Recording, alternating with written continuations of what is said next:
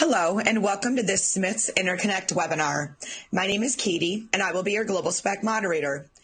Now let me introduce today's presenters and go over today's agenda. So with us today, we have Ron Douglas. He is the engineering manager at Smiths Interconnect. And we have Mike Schweier. He is a product line manager of filters and integrated filter assemblies. So gentlemen, welcome.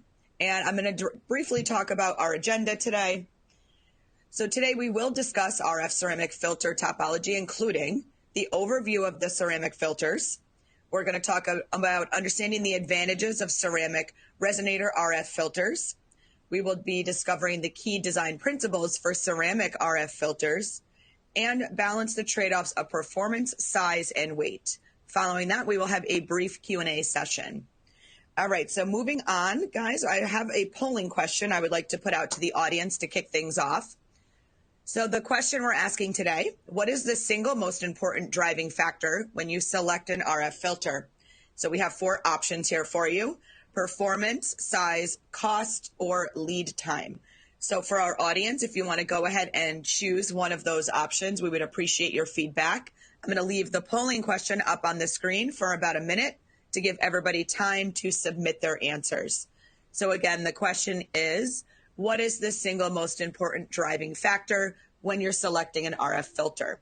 So again, I'll leave that up there for a minute for all the attendees. If you guys could answer what's most important to you, your feedback is important to us.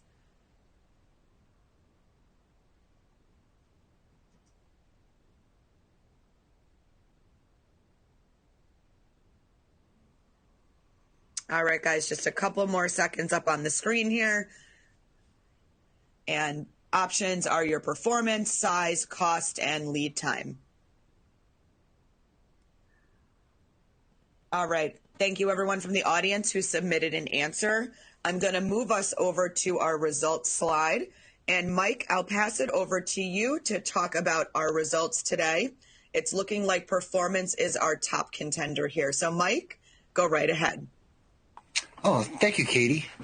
Yes, performance is dominant response here, and that's a very good sign, because performance really enhances your system. So thank you for providing that feedback. Okay. Again, I want to thank you, Katie. We are excited to talk to everyone today about ceramic resonator RF filters. In today's webinar, we will be discussing the applications for ceramic filters, the theory of the design techniques for ceramic filters, and the characteristics of these filters. RF filters are used to modify signals to remove interfering frequencies that distort or diminish RF energy in multiple applications.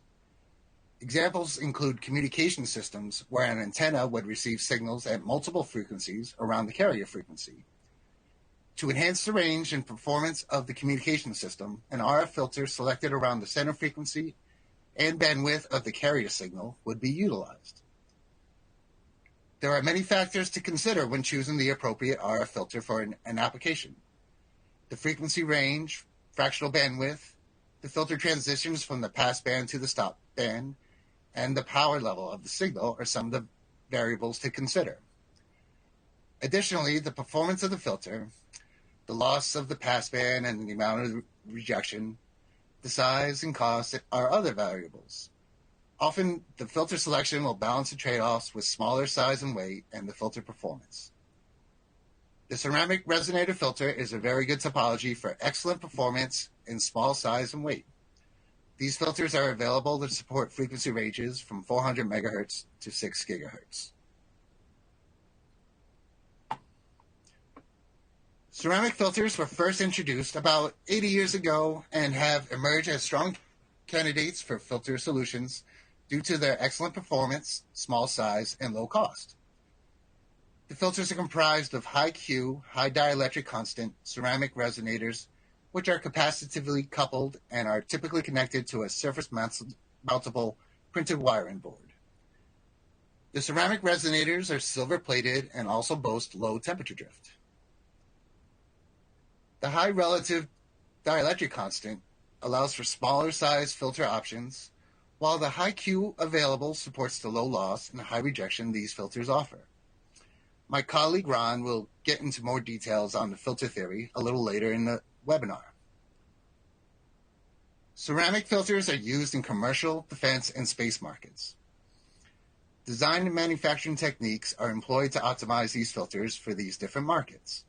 For example, applications which require these filters to be exposed to condensing humidity would require the packaging to be hermetic, as condensing humidity would degrade the filter response.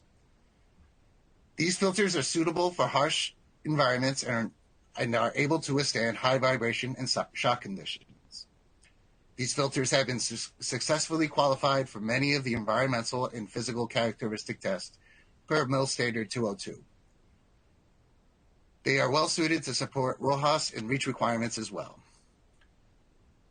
I will now turn the webinar over to Ron, who will provide an in-depth review of the ceramic filters.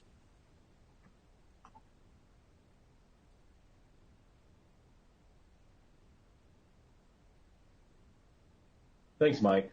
Over the next few slides, I hope to cover an overview of ceramic filters, point out some of the largest advantages, walk through a basic design flow, and finally discuss key trade-offs. Ceramic filters are an excellent choice for RF designers as the perfect moderator between other topologies. While offering lower cost and better performance than most discrete solutions in the same frequency range, they actually maintain the same or even smaller footprint. They will not be able to compete with the performance of a high-Q cavity solution. However, they will be a fraction of the size. And while printed filters command attention today by their incredibly small envelope, ceramic filters will still offer better performance generally at a similar price and quantities. We will go into further detail a bit later, but I wanted to set the tone for why this topology is an excellent in-between quote-unquote solution when performance, price, and size are all important to the customer. Now to speak to where this topology fits and works. Ceramic filters tend to operate best when used between the UHF and C bands. Most solutions are indeed surface mount technology, but we can offer custom-made solutions as coaxial and RF outputs as well as hermetic packaging, as Mike alluded to. From this slide, we can see that ceramic resonators are available in various sizes to allow the designer to work at various frequencies. For each of these sizes, there are even numerous dielectrics available to allow further control over the overall footprint. Looking at this visual comparison, we quickly see the relationship between size, frequency, and quality factor, or Q, as we'll speak to, which we'll be speaking about in coming slides. Generally, the higher the frequency, the smaller the resonator, the lower the Q performance, generally. Now let's consider a single 4mm ceramic resonator at 800 megahertz with a dielectric constant of, let's say, 21. The electric length will begin approximately 83 degrees and yield a physical length of approximately 18.8 millimeters. We can view the CDA model of the resonator to the left. The model is defined by the inner and outer dimensions, the length, and the dielectric.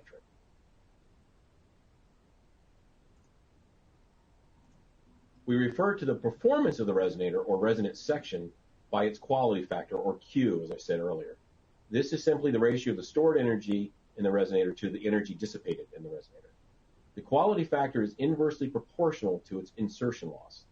While the full calculation is mathematically involved, well-established curves provide a multiplication factor for a given dielectric and its size. In our example, we expect a transmission Q of nearly 280.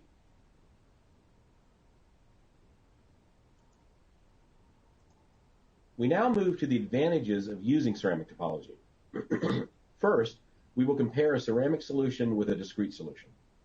Working at the same frequency of 800 megahertz, let us now consider a 3-section bandpass filter solution in both discrete elements as well as ceramic resonators. Looking at overlaid solutions with a 3 dB bandwidth of, say, 50 megahertz, we clearly see the insertion loss or the performance of the ceramic solution outperforms the discrete solution by roughly 1 dB. This is due to the quality factor, or Q, of the ceramic resonator being much higher than the Q of the inductor or capacitor in the resonant circuit in the same discrete solution.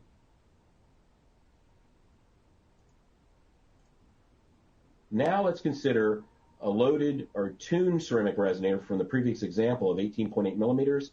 If we were to lay this side by side to a tuned brass resonator for a cavity solution and a dielectric of air or dielectric of 1, The physical length difference is obvious. The brass resonator is more than 4 times the length to achieve the same resonant frequency. So here, the ceramic is smaller.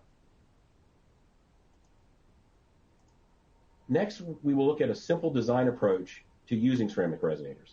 All designs begin with a request for quotation in some form or another, the 3 main variables being, for any design approach, performance, size, and cost. Experience shows that the rating for each of these will vary from customer to customer based on a specific set of requirements. But as our poll question showed, in most cases, performance sits at the top. One of the tools we offer our customers to help with identifying a solution quickly is Filter Select, a link to which will be provided at the end of the presentation.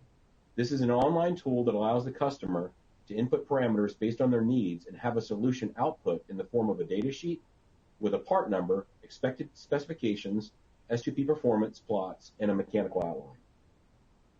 Keeping consistent with the presentation, let's input 800 megahertz as the center frequency, 50 megahertz for the 3 dB bandwidth, and we will also define the solution by selecting an attenuation of 40 dB at, let's say, 650 megahertz. The application then yields a ceramic solution 3DF4-800/50-M. This is a Smith's interconnect number, which is a descriptive part number, which appears on the final quote as the top-level assembly. Reading left to right, we interpret this as 3 sections, dielectric filter using 4 millimeter resonators, 800 megahertz center frequency, 50 megahertz 3 dB bandwidth, and finally SMT format.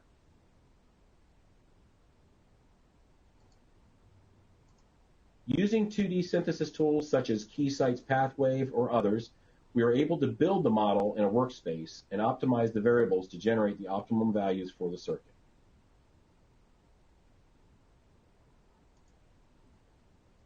Once the electrical design is completed and physical component part numbers are selected and assigned to a bill of material, a Rev1 assembly drawing is created. But before this, we then visualize the output performance using S parameters and review the insertion loss, S21 against S11, reflected against the required specification using masks.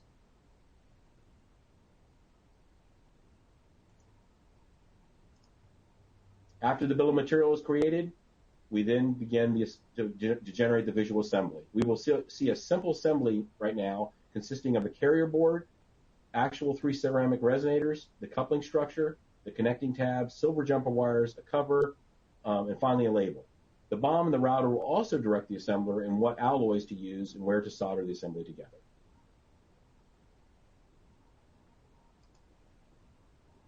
Finally, we will look at the trade-offs when selecting a ceramic topology over a discrete, cavity, or even planar filter. One of the observations one might make after viewing the previous assembly is how few parts there are in a basic ceramic assembly.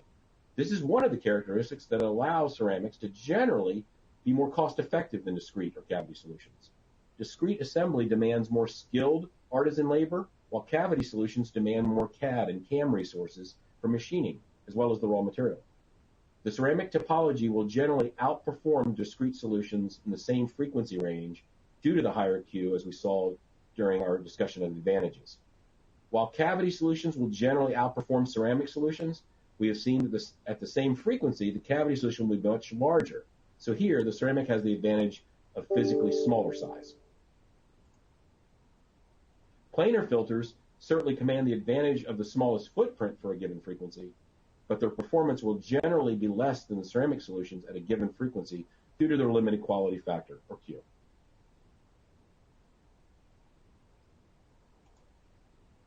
And finally, I want to review what we have covered in this session. We have looked at an overview of ceramic resonators and their use in RF solutions. We've discussed the advantages when comparing to other topologies. We have looked at a simple design process flow for a given ceramic solution from quote to basic assembly. We have also looked at the trade-offs when comparing 4 topologies side by side. To the right of the slide, we are sharing the link to our Filter Select tool to assist you as designers in selecting the best filter and topology for your needs. We welcome any feedback, both positive and critical, to help us to continue improvement on this resource. Finally, I want to thank you for your time today and attention. I will now turn this back over to our PLM, Mike Schweier. I would now just take a few minutes to summarize our total filter capabilities. We offer full design services from EM simulation to work and prototype for products that are suitable for applications in the aerospace, commercial, and military markets. We support custom solutions and custom test requirements, and as we just discussed, many of our filter solutions promote the reduced size, weight, and power. We have several filter design options, such as the Planar X series, which, as Ron stated, can offer a very small footprint. We have standard bandpass and low-pass Planar X filter families, and we do offer custom solutions for frequencies up to the Ka band. We discussed the ceramic resonators filters thoroughly today as one of the topologies. We have RF tunable filters that are available from 24 megahertz to 3000 megahertz with full octave tuning. Our discrete filters are available from 5 megahertz up to around 10 gigahertz, and they offer a lot of flexibility with fractional bandwidth and filter configuration. Finally, we support high-performance cavity and waveguide filters, which are optimal for high-power applications and provide the lowest insertion loss and best filter transitions. I would like to thank everyone for attending, and now I'll turn this back over to our moderator, Katie. All right. Gentlemen, thank you so much for that great presentation. So we do have time now for some questions from our audience. Let's see what we have for questions now, gentlemen. So this one here, what type of power can ceramic filters handle? Oh, thank you, Katie. I'll take that question. We've recently tested our ceramic filters up to 16-watt continuous, and that was this year. So it depends on a few different factors, but they can handle some pretty good power. And like I said, we were successful up to 16 watts continuous.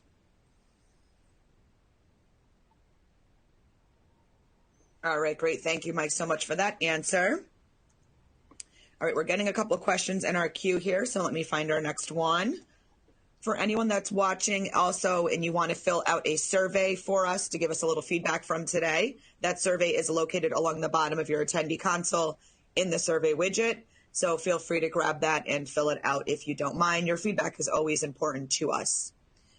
Okay. Our next question here. Can ceramic filter designs be combined with other filter design techniques, such as discrete designs? I'll take that, Katie. Yeah, absolutely. We don't show it in the slides today, but many times we can combine most of these topologies. We can combine together to take advantage of the strengths of each of these topologies together. So many times we can take a ceramic and then marry it up with a discrete or cavity. It can be done.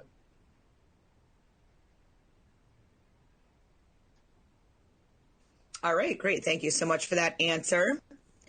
Okay, looking at our queue here, we've got time for a couple more questions. And if we don't have time for your question today, do not worry. We will reach out to you following today's webinar. All right, gentlemen, our next one here. What is a typical lead time for a cavity filter? I'll answer that, Kitty. We have some variables that go into it, but our typical lead time is 8 weeks from the required specifications until we get some prototypes out.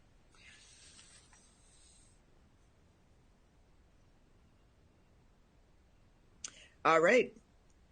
Thank you so much for that answer. So we're going to give everybody another minute or two to type in any last minute questions that they have. And if you do not hear your question being answered, don't worry. We will reach out to you following today's webinar. So gentlemen, let's see if we get any other ones in here in our queue. So we'll just give everybody a second.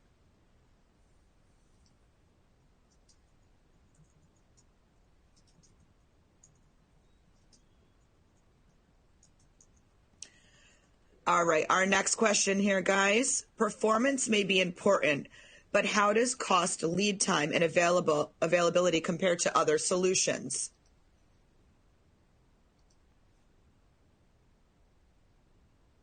I can take that one, Mike, on that. So basically, one of the advantages, this is actually where the ceramics can shine, is because the other solutions, we're aggressively right now, Smiths Interconnect is offering an 8-week lead time currently on NPI product as well as legacy.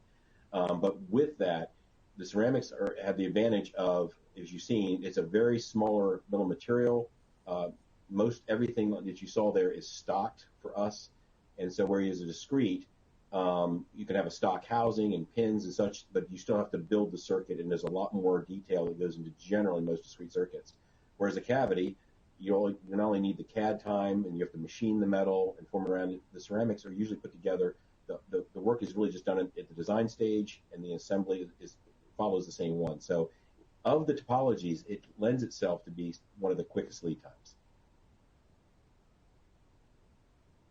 All right, great. Thank you so much for that answer. So I'll give the attendees about another 15 or 30 seconds just to type in any last minute questions if you have any. If not, then we're going to wrap the webinar up right there, but we will give everybody another second or two to see if we have any last minute questions coming in, guys. And then just a reminder to grab those resources on your way out today. So it looks like that's all the questions that we're going to take for today. So gentlemen, I'm going to start to wrap the webinar up right now. I want to say a huge thank you to Ron and Mike for a great presentation and for answering a couple of our attendees' questions. So gentlemen, thank you both so much for being here. Thank you, Katie, and thanks for everyone for attending. I enjoyed presenting this today. So I want to say thank you for taking time to attend this webinar event, everybody. Take care, and we will speak with all of you soon.